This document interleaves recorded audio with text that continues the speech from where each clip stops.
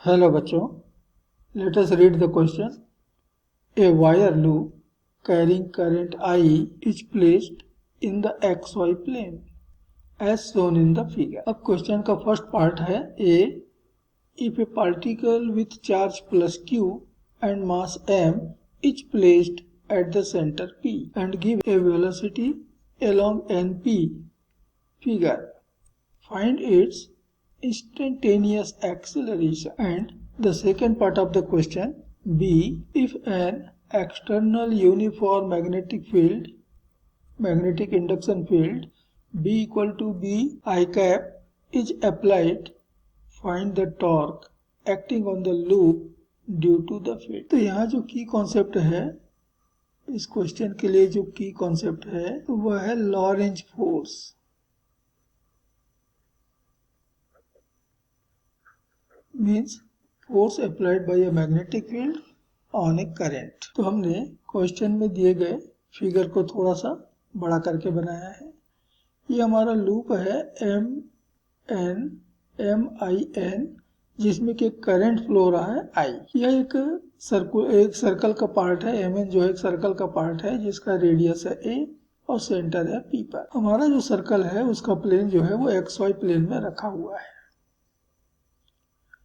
अब P पर हमने एक पार्टिकल रखा है जिसका मास m है और चार्ज उसके पास Q है और हमने उसको एक वेलोसिटी दी है v.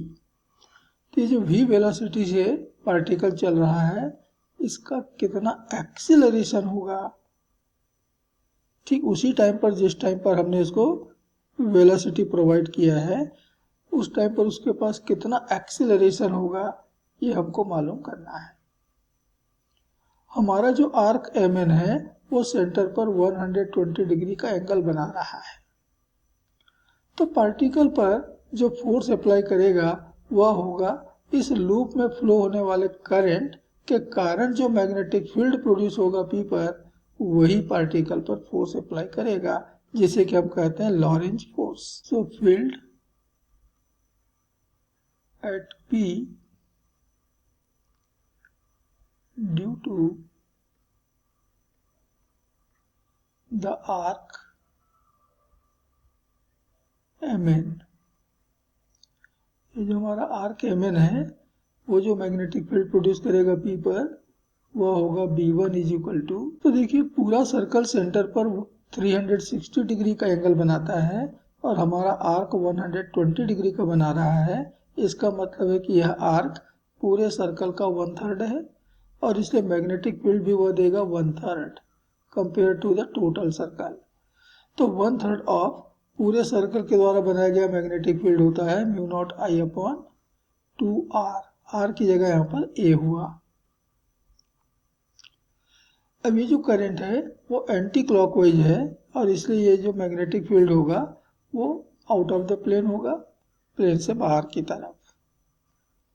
तो इतना मैग्नेटिक फील्ड इस आर्क ने प्रोड्यूस किया. तो हमारा स्ट्रेट वायर NM जिसमें भी वही सेम करंट फ्लो हो रहा है I, ये P पर कितना मैग्नेटिक फील्ड और किस डायरेक्शन में प्रोड्यूस करेगा ये भी कैलकुलेट कर लेते हैं. सो field due to straight wire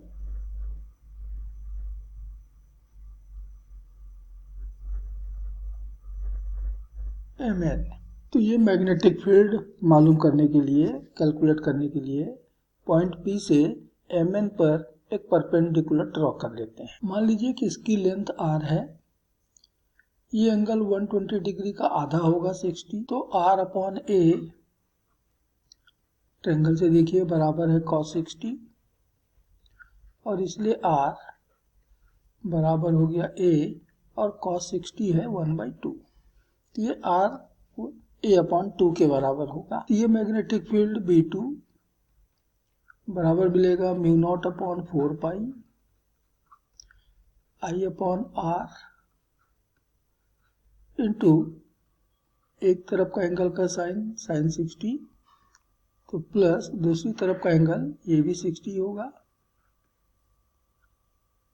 तो μ0/4 पाई आई अपॉन ए बाई टू, तो 2 में ऊपर ले लेता हूँ, इंटू 2 टाइम्स ऑफ साइन 60, तो ये हो जाएगा √3/2। तो ये 2 और ये 2 4, ये 2 और यहाँ बच गया 2। ये मैग्नेटिक फील्ड आया म्यू नॉट आई इंटू √3 अपॉन 2πa। और राइट हैंड रूल लगाने पर मालूम हो रहा है कि ये मैग्नेटिक फील्ड तो इनटू द प्लेन है। तो ये दो मैग्नेटिक फील्ड V1 और V2 पॉइंट P पर आर्क Mn ने और स्ट्रेट वायर Mn ने प्रोड्यूस किए हुए हैं और दोनों एक दूसरे के अपोजिट है। तो हम देख रहे हैं कि V1 जो है वो mu naught I upon 6a है जो कि आउट ऑफ द प्लेन है, जबकि V2 मैग्नीट्यूड में उससे बड़ा है and therefore net magnetic field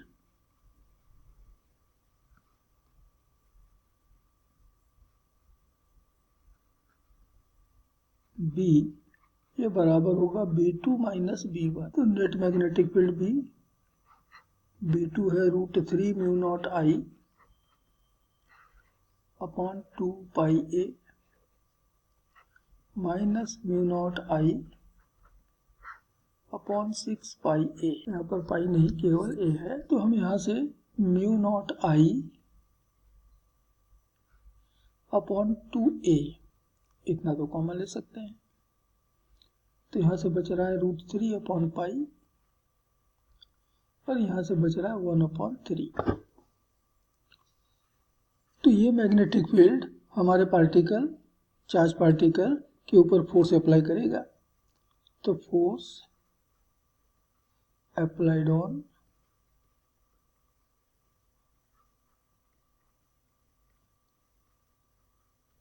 the particle ये बराबर होगा QVB। तो Q की जगह यहाँ कैपिटल Q, V की जगह V ही दिया हुआ है और B हमने इतना कैलकुलेट किया mu naught I upon 2a √3 upon pi minus 1/3 and therefore acceleration of the particle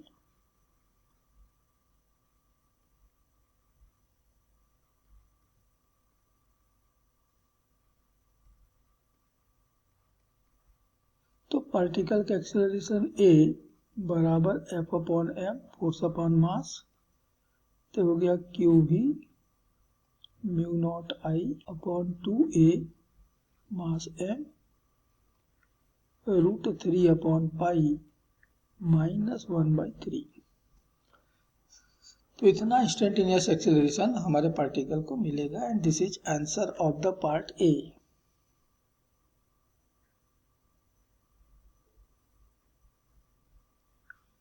ये पार्ट A का आंसर है। तो चलिए अब हम अपने पार्ट B में आते हैं। तो part B of the question ये कहता है if an external uniform magnetic field B equal to BI cap is applied, find the torque acting on the loop due to the field. तो ये जो मैग्नेटिक फील्ड है I की direction में apply हो रहा है, अर्थात एक्स एक्सिस की डायरेक्शन में अप्लाई हो रहा है।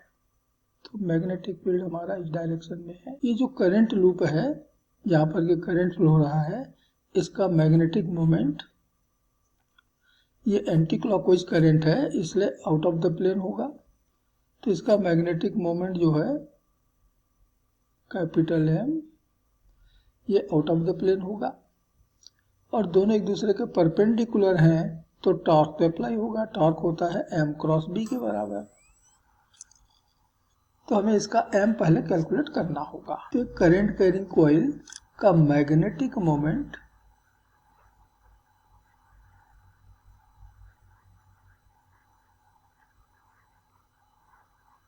Of the current loop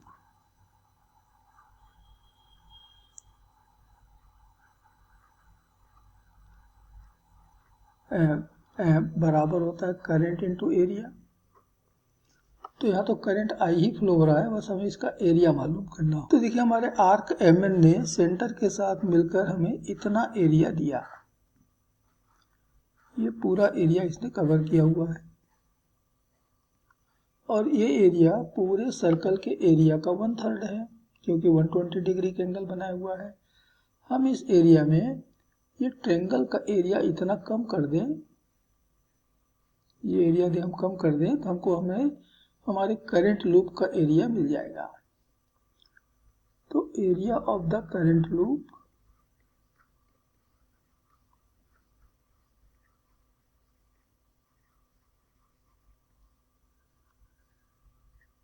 A is equal to 1/3 pi R square, ये पूरे 1/3 एरिया ऑफ द सर्कल हो गया, माइनस ट्रायंगल का एरिया। तो ट्रायंगल का एरिया होता है हाफ इंटू बेस यहाँ पर है mn इंटू परपेंडिकुलर आर है। अब देखिए, अभी हमने इस पॉइंट P अर्थात सर्कल से हमने यहाँ पर एक परपेंडिकुलर ड्रॉ किया था इस तरह से। इस परपेंडिकुलर मान लेते हैं आर के बराबर है, तो यहाँ से लेकर यहाँ तक ये तो mn का आधा हुआ। यदि mn की लंबाई b है तो ये b/2 हो गया, b/2।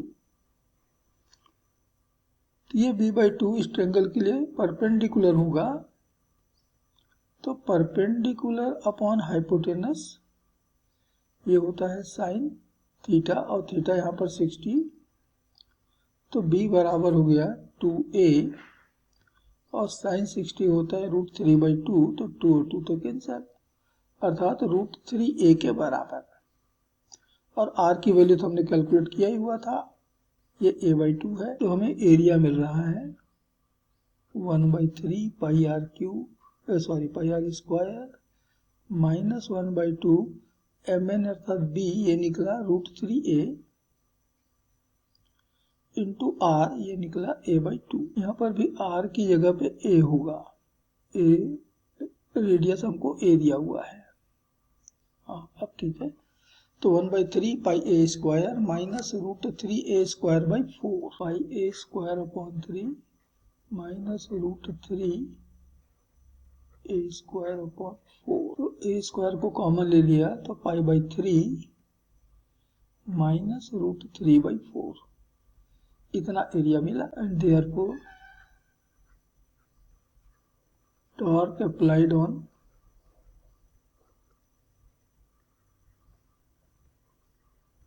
द लूप टाउ बराबर होता है mb साइन थीटा, m हो गया ia into b sine theta. तो लूप में करंट तो I ही है, एरिया हमने निकाला a स्क्वायर पाई/3 माइनस √3/4, b तो b ही दिया हुआ है, और साइन थीटा यहाँ पर m और b के बीच के एंगल हम पहले डिस्कस कर चुके हैं, ये 90 डिग्री के बराबर है। तो टॉर्क अप्लाई हो रहा है IB a स्क्वायर पाई/3 माइनस √3/4, और जैसे हमको मालूम है इसका यूनिट होता है newton metre. So this is answer of the second part of the question. तो ये हमारे इस क्वेश्चन के फाइनल आंसर रहे। Hope you understood it well. Best of luck.